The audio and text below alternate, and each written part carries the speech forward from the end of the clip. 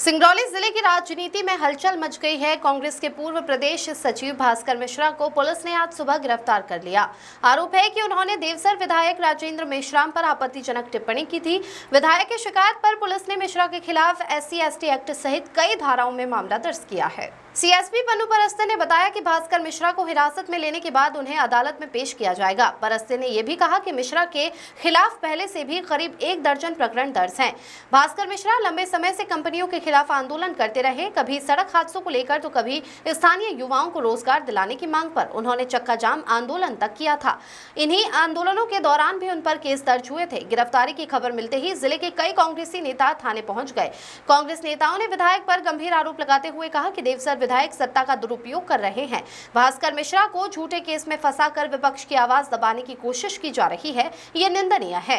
भास्कर मिश्रा की गिरफ्तारी से सिंगरौली की राजनीति में नया तूफान खड़ा हो गया है। पुलिस इसे कानूनी कार्रवाई बता रही है, जबकि कांग्रेस इसे राजनीतिक साजिश मान रही है।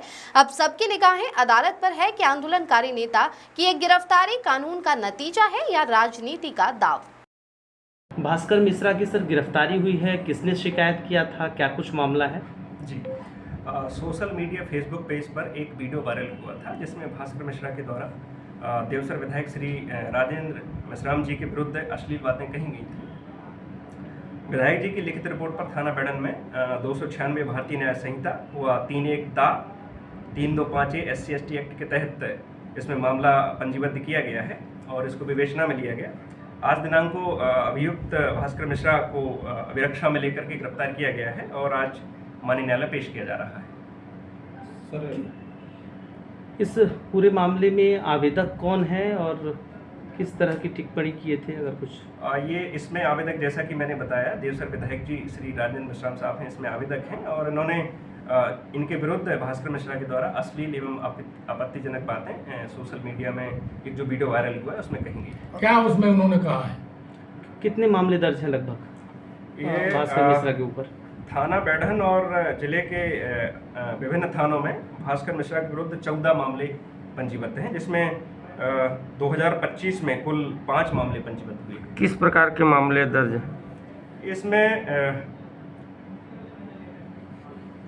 गाली गलौज के भी मामले हैं, शासकीय कार्य में बाधा के भी मामले हैं और कोलाहल नियंत्रण अधिनियम के तहत भी इसमें मामले पंजीबद्ध किए गए हैं। इसके अतिरिक्त बलवा के भी इसमें मामले पंजीबद्ध हैं। ठीक।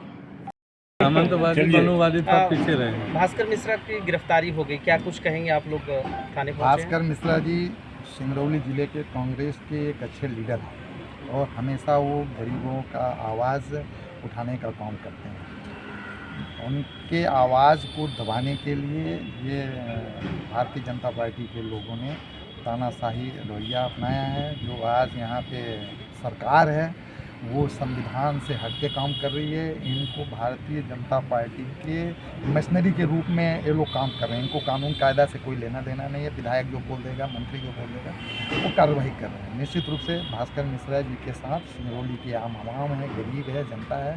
जितने भी सड़क दुर्घटनाओं में जिन लोगों की मौत हुई है उनकी सबकी आत्माएँ भास्कर मिश्रा जी के साथ होंगी और हम सब लोग जो भास्कर मिश्रा जी के साथ ये अन्याय हुआ है इस चीज़ को बताने के लिए गांव-गांव, घर-घर जाकर बताएंगे। इसका जवाब जो है इस सिंगरौली के लोग देंगे आदरणीय मेश्राम जी को। मेश्राम जी एक विधायक हैं, कोई कलेक्टर नहीं है। जनप्रतिनिधि को सार्वजनिक स्थानों पे गलतियां करने से बचना चाहिए और करेंगे तो सहने की क्षमता होना चाहिए। अगर किसी ने कहा है कि वो नौकरी कर रहे हैं, ठेकेदारी कर रहे हैं अदानी में, कमीशन खा रहे हैं, तो कहीं सुने होंगे, बोले होंगे, पर इतना बड़ा वो नहीं हो गया। नेताओं के लिए ऐसे शब्दों का इस्तेमाल होता रहता है। जांच का विषय है, जांच करें और उनको मानहानि का दावा करना चाहिए। पर उन्होंने अपना पावर आम आदमी जैसे लगाते, विधायक हैं, हरिजन एक्ट है, आदिवासी एक्ट है, गांव के लोगों को इस्तेमाल किया जाता है, गरीबों के लिए है। कोई विधायक और सांसद क्या लगता है जो सवाल पूछेगा उस पर FIR 10? बिल्कुल, ये जो सही बात बोलेगा, ये माने आवाज़ को दबाने की ये प्रक्रिया है कि वो सिंगरौली के लोगों को लूटते रहें, खून चूसें। अगर उनके खिलाफ कोई बोल देगा तो उसके ऊपर हरिजन एक्ट लगवा देंगे, आदिवासी एक्ट लगवा देंगे, जेल में भिजवा देंगे।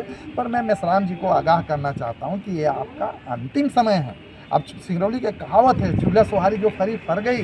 जितना अति करना हो आप कर लीजिए, अब दोबारा सिंगरौली के विधायक नहीं बनेंगे। अभी कमलेश्वर पटेल गए थे, उनके मारपीट का आरोप है, क्या कहेंगे उस पर?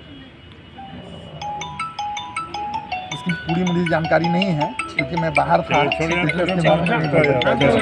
भारतीय जनता पार्टी की सरकार बोलने की आज़ादी को छीनना चाहती है? बिल्कुल खुलेआम सीधे जब खतरे में अम्बेडकर जी का संविधान को खत्म करना चाहती है। आप लोग आए हैं, क्या कुछ है, क्या मामला? देखिए, आज कांग्रेस पार्टी के तमाम वरिष्ठ नेताओं के साथ में माननीय अमित द्विवेदी जी, राम सरोवर साहवाल जी, पंडित राम अशोक जी, मनोज दुबे जी, सीपी शुक्ला जी और राघवेंद्र श्रीवास्तव जी के साथ हम एक TI बढ़न से निवेदन करने आए थे और मुझसे आए थे कि भास्कर मिश्रा ने इतना बड़ा कौन सा टेररिज्म का काम किया है कि उनको इतनी बड़ी कार्रवाई की जा रही है, तो संतोषजनक पुलिस की कार्रवाई पर हम लोग जो है विरोध करते हैं, इस कार्रवाई की निंदा करते हैं। भास्कर मिश्रा ने शायद किसी फेसबुक लाइव आके देवसर विधायक के खिलाफ कुछ अडाली के पक्ष में काम करने के खिलाफ कुछ प्रतिक्रिया व्यक्त की थी, लेकिन भास्कर मिश्रा के प्रतिक्रिया पर हम सब लोगों ने चर्चा करने के बाद निर्णय नहीं लिया है कि इनके द्वारा कितना बड़ा कृत्य किया गया हो जिससे ये प्रमाणित हो कि हरिजन आदिवासी का मामला बनता हो। देवसर के सम्मानित विधायक मेष राम जी विधायक अगर हैं तो हरिजन आदिवासी के परिधि से ऊपर हैं। अगर ये हरिजन और आदिवासी होते, इन्होंने अपनी प्रक्रिया की होती तो एक सामान्य बात है। आज हम सब कांग्रेस के लोग हताहत हैं, दुखी हैं, लेकिन एक परंपरा बन रही है।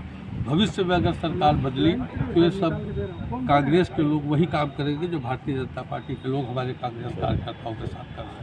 आगे की रणनीति क्या है? आगे की रणनीति हम लोग न्यायालय में जाएंगे, न्यायालय से न्याय की उम्मीद करते हैं। अगर यहाँ से जमानत होती है तो बहुत अच्छा है, हाई कोर्ट तक जाएंगे। समूची कांग्रेस जिले की चाहे A to Z जो भी हो भास्कर के साथ में है, उनकी मदद की जाएगी। ठीक, क्या कुछ है? आप लोग आए हैं, राजनीति से प्रेरित क्या लगता है? देखिए, ये कांग्रेस पार्टी पूरी भास्कर मिश्रा के साथ में खड़ी है और कांग्रेस पार्टी जब जब प्रदर्शन करती है, चाहे सड़क के मुद्दे हों, चाहे विस्थापन का मुद्दा हो, रोजगार का मुद्दा हो, पक्का मुकदमा होना तय है और इसलिए हम लोग तैयार भी रहते हैं। कहीं ना कहीं ये जो विधायक जी को तकलीफ लगी है, हम लोग इसका पुरजोर विरोध करते हैं और इसका निंदा करते हैं, क्योंकि अगर ये परंपरा सिंगरौली में स्टार्ट हो गई तो सरकार आएगी और जाएगी, तो ये सब सरकारें जाएंगी तो जो जैसा कराएगा उसको रिटर्न वैसा मिलेगा। अगर उन्हें तकलीफ लगी थी तो मेरा तो ये कहना है, और जो मुद्दा इसमें ST-SC बनता नहीं है, इसमें उनको मानहानि का मुकदमा करना चाहिए और उसके बाद अगर पुलिस से मुकदमा नहीं होता है तो उनको कोर्ट से मुकदमा दर्ज कराना चाहिए, उनके ऊपर मानहानि करना चाहिए। तो ये जानबूझ के किया जा रहा है। आपने देखा होगा, आप तो 151 की धारा में लोगों को जेल भेज दिया जाता है, जबकि 151 में 2-4 घंटे बैठा के आपको जमानत देने का प्रावधान है। मगर जहाँ जहाँ कांग्रेस के नेता ये सब काम कर रहे हैं वहाँ उनको जेल जाना पड़ रहा है। तो ठीक है, ये परंपरा अगर शुरू हो रही है तो कहीं ना कहीं इसका अंत भी होगा। कांग्रेस सड़क पर उतरेगी? बिल्कुल, हम लोग अभी न्यायालय जा रहे हैं और न्यायालय में जिला से अगर राहत नहीं मिलेगी तो हम लोग हाई कोर्ट तक जाएंगे और जब भी आवश्यकता पड़ेगी, आपने अभी देखा ही होगा 10 दिन पहले हम लोगों ने परसौना में चक्का जाम और ये सब कार्यवाही की थी। क्यों कर रहे हैं? हम लोग सरकार को जगाने का काम कर रहे हैं कि आप सड़क बना दो, हमारे लोग इसमें एक्सीडेंट ना हो, सिंगरौली की जनता की मौत ना हो, ये मुद्दा है। अगर ये मुद्दा गलत है तो हमारे ऊपर जितने भी बार मुकदमा दर्ज करने की तैयारी करे सरकार, हम तैयार। विधायक जी ठेकेदारी कर रहे हैं, इसलिए उनको ज़्यादा बुरा लगा क्या कंपनियों में? देखिए, विधायक जी और उनके बच्चों के ऊपर ये आरोप लग ही रहा है, तो कहीं ना कहीं आरोप लग रहा है तो कुछ सच्चाई होगी, बुरा इस बात का लगा ही होगा। चलिए, बहुत बहुत धन्यवाद आप लोग।